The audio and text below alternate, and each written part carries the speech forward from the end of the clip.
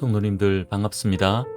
1월 12일 수요일 말씀 묵상입니다. 오늘 묵상 본문은 요한복음 4장 15절에서 26절 말씀입니다. 어제 본문에 이어지는 내용으로 예수님과 사마리아 여인과의 대화가 이어지고 있습니다. 본문 15절에서 18절 말씀입니다. 예수님께서 영원히 목마르지 않는 물을 주겠다 하시니 사마리아 여인은 그런 물을 달라고 요청합니다. 아직 사마리아 여인은 예수님이 누구신지와 예수님이 하신 말씀의 의미를 모르고 있습니다. 육신의 갈증을 해결해 줄 물인 줄 알고 그런 물을 달라고 하는 것입니다. 이에 예수님께서는 여인에게 남편을 불러오라고 하십니다. 엉뚱한 요구인 것 같습니다. 갑작스러운 이런 요구에 여인은 남편이 없다고 대답합니다. 예수님께서는 여인의 모든 것을 아시고 말씀하십니다. 본문 17절, 18절 말씀입니다. 여자가 대답하여 이르되 나는 남편이 없나이다. 예수께서 이르시되 내가 남편이 없다 하는 말이 옳도다. 너에게 남편 5이 있었고 지금 있는 자도 내 남편이 아니니 내 말이 참되도다. 사마리아 여인에게 가장 감추고 싶고 아픈 부분이라고 할 수 있는 남편 문제를 드러내시면서 예수님이 누구신지를 알게 하고 있습니다. 본문 12절에서 여인이 예수님께 당신이 야곱보다 더 크니까 라고 의심하며 물었던 질문에 답이라도 하시듯이 말씀하신 것입니다. 사마리아 여인의 남편 문제를 드러내신 본문을 통해 한 가지 묵상해 봅시다. 우리는 이 본문을 통해 일반적으로 사마리아 여인을 부정한 여인으로 단정 짓곤합니다. 결혼을 5번이나 했고 지금도 어떤 남자와 동거하고 있는 성적으로 타락한 부정한 여인으로 봅니다. 하지만 당시의 상황에선 결혼의 주도권은 남자가 쥐고 있었습니다. 그래서 보통은 여인이 남편에게 버림을 받는 경우가 많았지 여인이 부도덕하여 남편을 버리는 경우는 드물었습니다. 만약 그렇게 했다간 그런 여인은 재판에 넘겨질 것이 뻔했습니다. 그래서 오늘 본문의 사마리아 여인이 남편에게 매번 버림받은 여인이었다면 가장 비참하고 불쌍한 여인이 되는 것입니다. 사마리아 여인이 부정하든 아니면 불쌍하든 그녀에게 있어서 이 남편 문제는 가장 큰 아픔이고 숨기고 싶은 부끄러움이었을 것입니다. 그런데 지금 그 문제를 예수님께서 드러내고 계시다는 것입니다. 왜 그렇게 하십니까? 여인의 마음을 치유해 주시려고 그렇게 하신 것입니다. 상한 마음을 회복시켜 주시려고 아픈 부분을 드러내고 계신 것입니다. 그렇게 회복시키시면서 예수님이 누구신지 깨닫게 하십니다. 기억합시다.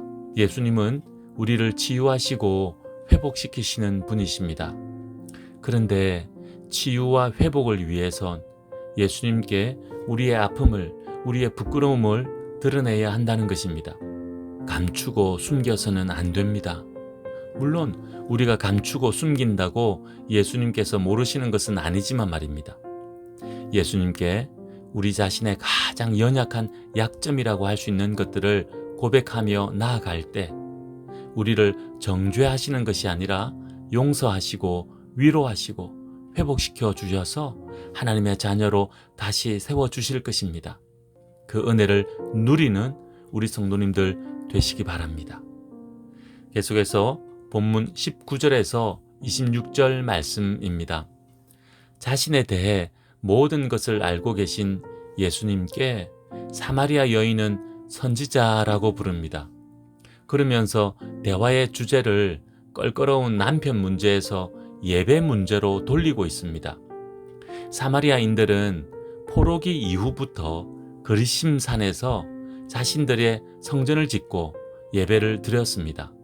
이 성전이 BC 129년경에 파괴되었지만 이후에도 그리심산을 예배 장소로 여겨왔습니다. 하지만 유대인들은 예배할 곳이 예루살렘 성전이라고 여겼습니다. 그래서 사마리아 여인은 선지자라고 여긴 예수님께 어디서 예배해야 하냐고 물었습니다. 이 질문에 예수님께서는 예배는 장소의 문제가 아님을 말씀하시면서 하나님께서 진정으로 원하시는 예배는 영과 진리로 드리는 예배라고 말씀하십니다. 본문 23절, 24절 말씀입니다. 아버지께 참되게 예배하는 자들은 영과 진리로 예배할 때가 오나니 곧 이때라. 아버지께서는 자기에게 이렇게 예배하는 자들을 찾으시느니라. 하나님은 영이시니 예배하는 자가 영과 진리로 예배할지니라. 사마리아인들도 유대인들도 자신들의 예배가 참된 예배라고 여기고 예배드린 장소를 가장 중요하게 여겼지만 예수님께서는 그것이 아니라고 말씀하시면서 영과 진리로 예배해야 한다고 말씀하십니다.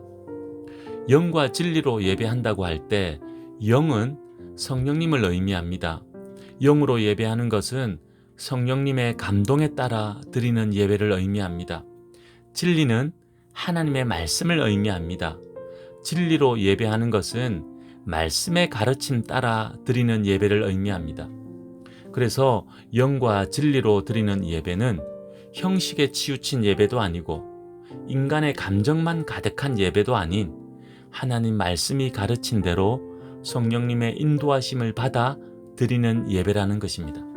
예수님께서 예배에 대해 말씀해 주시니 사마리아 여인은 메시아가 오시면 모든 것을 우리에게 알려주실 것이라고 대답합니다.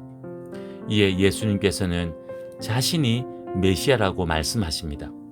이렇게 하여 사마리아 여인은 예수님을 처음에는 낯선 유대인 남자에서 선지자로, 이제 선지자에서 메시아로 깨닫게 된 것입니다. 마지막으로 묵상해 봅시다. 예수님께서는 영과 진리로 예배하라 하시면서 사마리아 여인의 잘못된 생각을 고쳐주고 있습니다. 동일하게 우리의 마음과 생각도 돌아보라 하십니다. 장소에 사로잡혀 있는 예배는 아닌지, 형식에 사로잡혀 있는 예배는 아닌지, 영이 빠져 있는 예배는 아닌지, 진리가 빠져 있는 예배는 아닌지 돌아보게 하십니다. 열심히 예배를 드리지만 그 예배가 하나님 말씀의 가르침도 아니요 성령님의 인도하심을 따르는 것도 아닌 우리의 열심이고 전통에 사로잡힌 열심이라면 멈추고 돌아보아야 할 것입니다. 하나님 말씀에 비추어 보아 점검해야 할 것입니다. 그렇게 하여 하나님께서 기뻐 받으시는 예배가 되어야 할 것입니다. 이제 이 예배를 우리 삶의 모든 자리로 확장하여 이해하기 원합니다. 함께 모여드리는 공적 예배와 함께 날마다 우리의 삶이 예배되도록 해야 할 것입니다. 삶이 예배가 된다는 것은 하나님 말씀의 가르침대로 성령님의 인도하심을 따라 사는 것을 말합니다. 그리스도인으로 마땅히 살아야 할 모습입니다. 이를 기억하여 오늘도 예배자로 살아가는 우리 모두 되기를 간절히 소원합니다. 기도하겠습니다. 하나님 아버지, 우리를 부르시어 구원하셨습니다. 우리의 연약한 모습을 책망하지 아니하시고 깨닫게 하셔서 위로와 회복의 은혜를 부어주셔서 감사드립니다. 그렇게 하나님의 자녀 되게 하시고 예배자로 삼아 주셨사오니 영과 진리로 하나님을 예배하는 저희들 되게 하옵소서. 오늘도 삶이 예배되는 그런 믿음의 삶 살게 하옵소서. 예수님의 이름으로 기도하옵나이다. 아멘. 오늘은 드림교회를 위해 기도하는 날입니다. 2022년 올 한 해 더욱 믿음이 자라는 공동체 되기 원합니다. 말씀과 기도로 하나님의 뜻을 더욱 깨닫는 공동체 되기 원합니다. 순종으로 하나님의 뜻을 이루는 공동체 되기 원합니다. 이런 소망을 가지고 오늘 함께 기도하기 원합니다. 오늘도 믿음으로 승리하십시오.